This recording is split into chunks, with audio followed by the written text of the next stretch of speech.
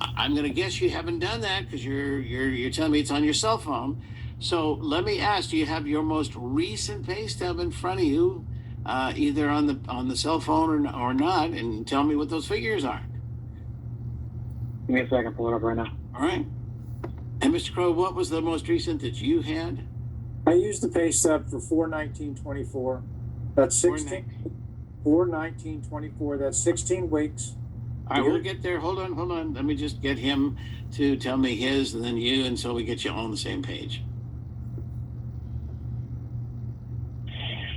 So I'm pulling my pay stub up right now. Right? I'll pull up my latest pay stub. I get paid weekly. All right, you get paid apparently every Friday. Is that right? Right. Right.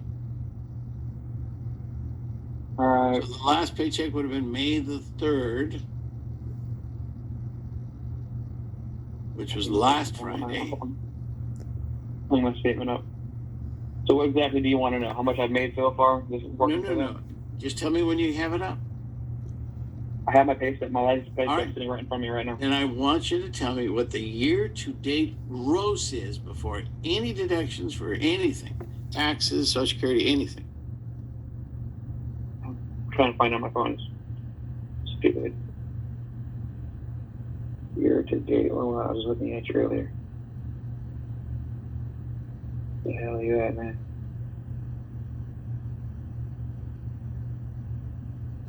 I just freaking had you. I was just looking at you earlier. I was curious.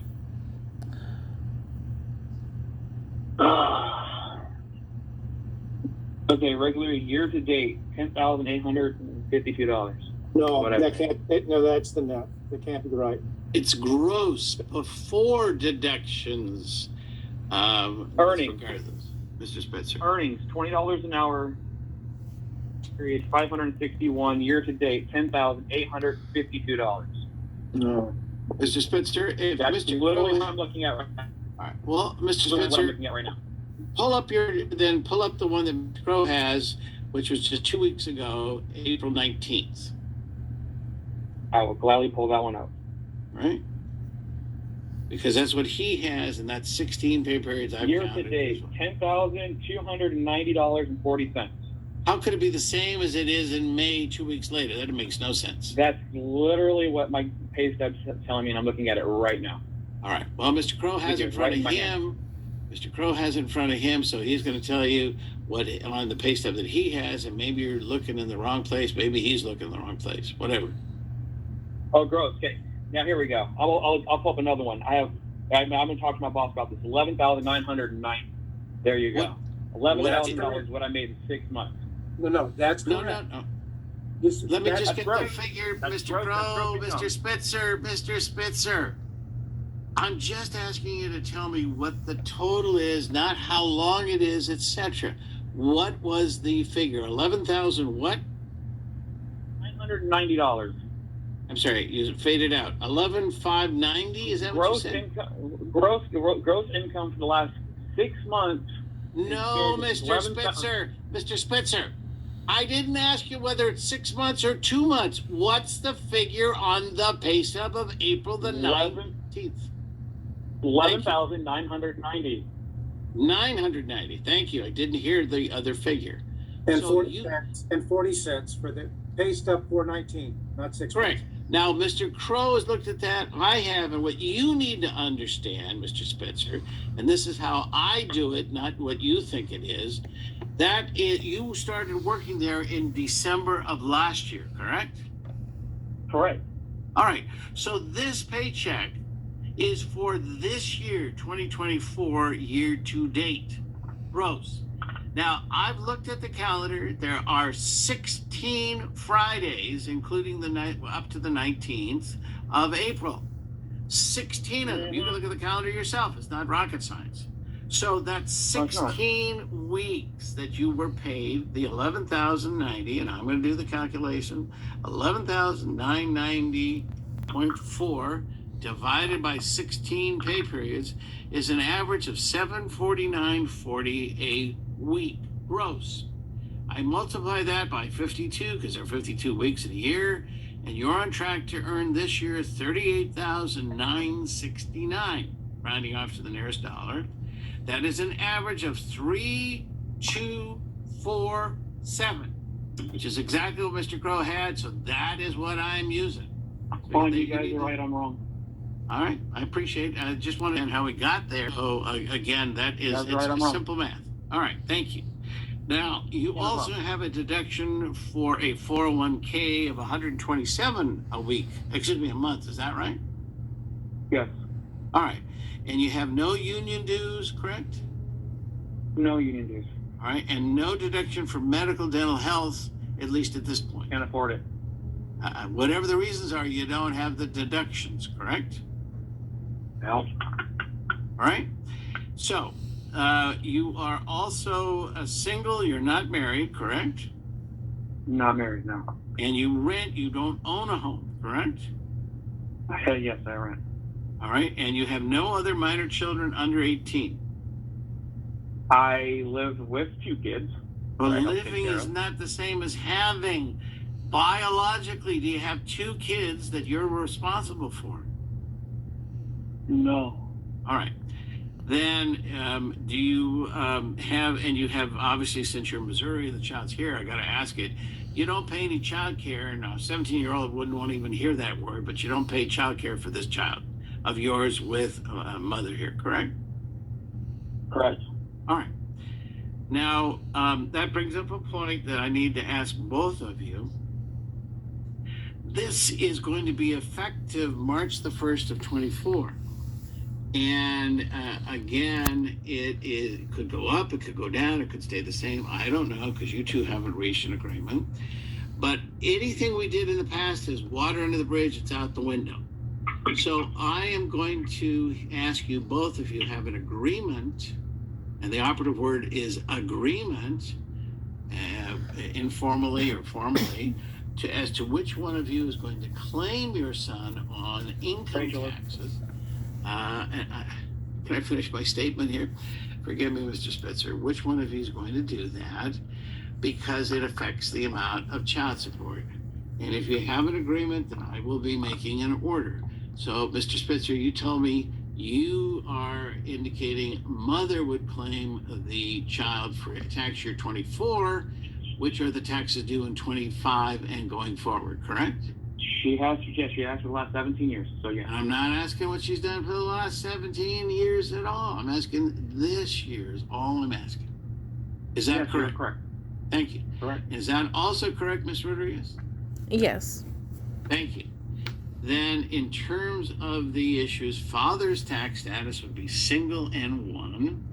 Mother would have the dependence exemption for the 17-year-old for 2024 tax year, and that again is the one that's due in April 25, and all future years until further order of court or written agreement of the parties that changes it, or your child going off and getting his or her own job, and in terms of the issues, filing their own taxes. So we don't come back every single year and discuss this. Now that means mother's statement or situation.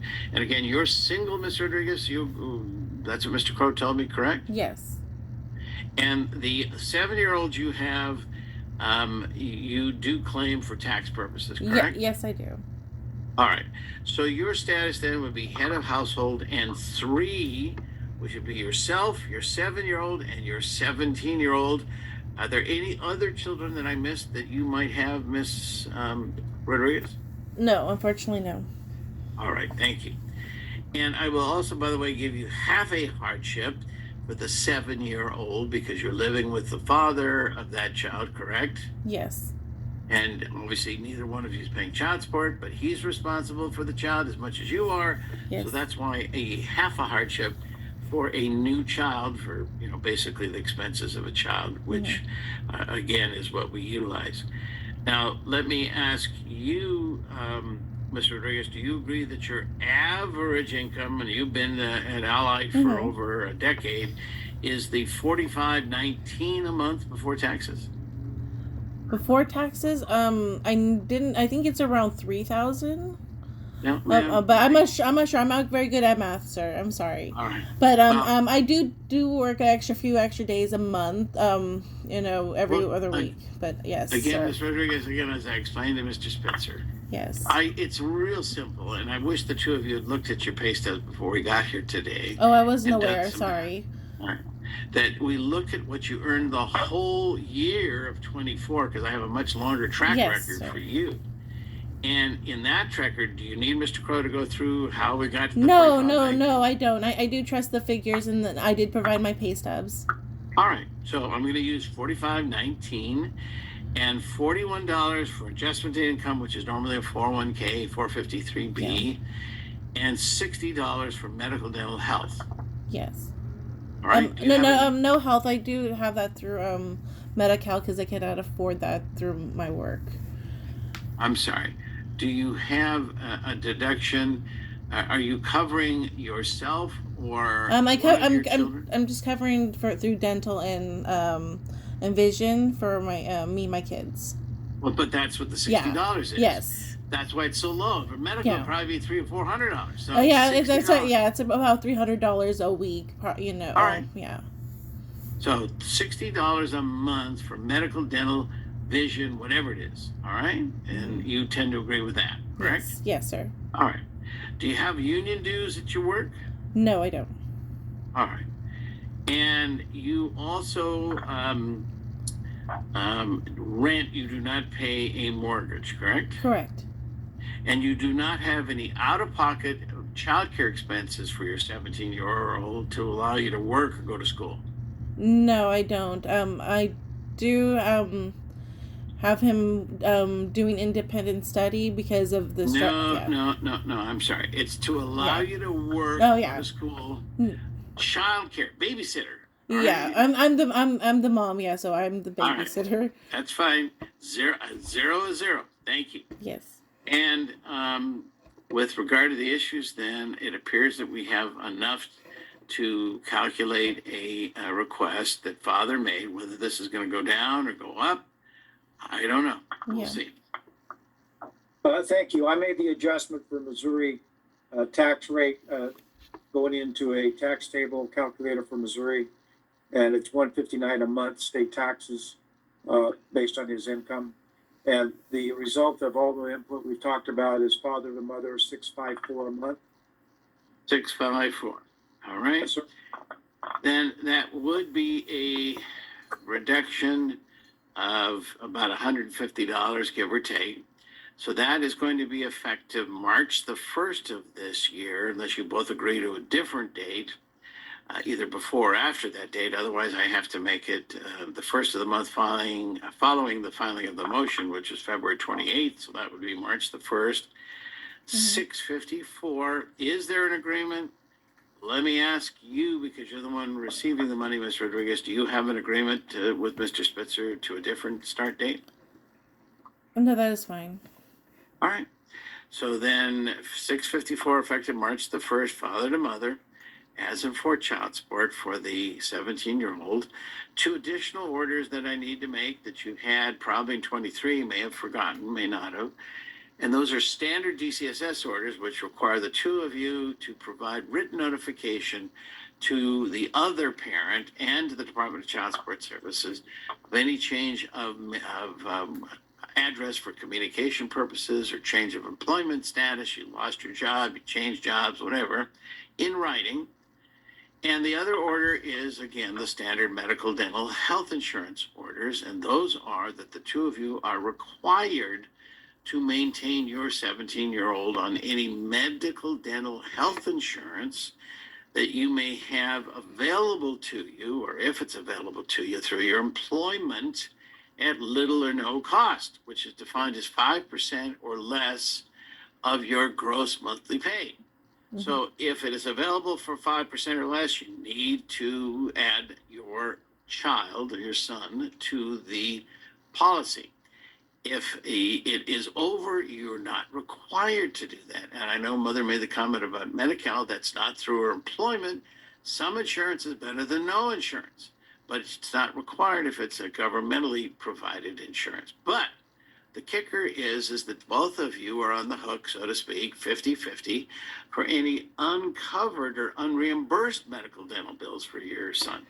So if there is such a bill, you provide it to the other parent along with the insurance information within a reasonable time, which is 90 days or less from the service of the date of service.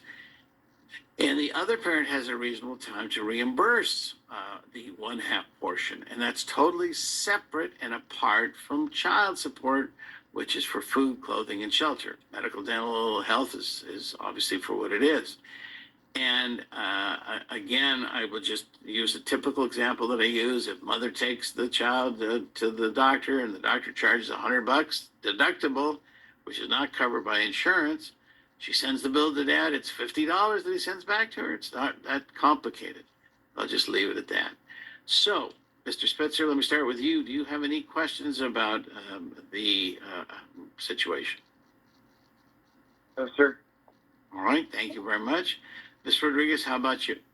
No, I don't have any questions. All right. Thank you very much. And enjoy this last senior year, or the end of the junior year and the senior year for your son. And I hope he goes on to bigger and better things when he graduates. All right. Thank you. So take care. Thank you very much. Enjoy your summers. Great.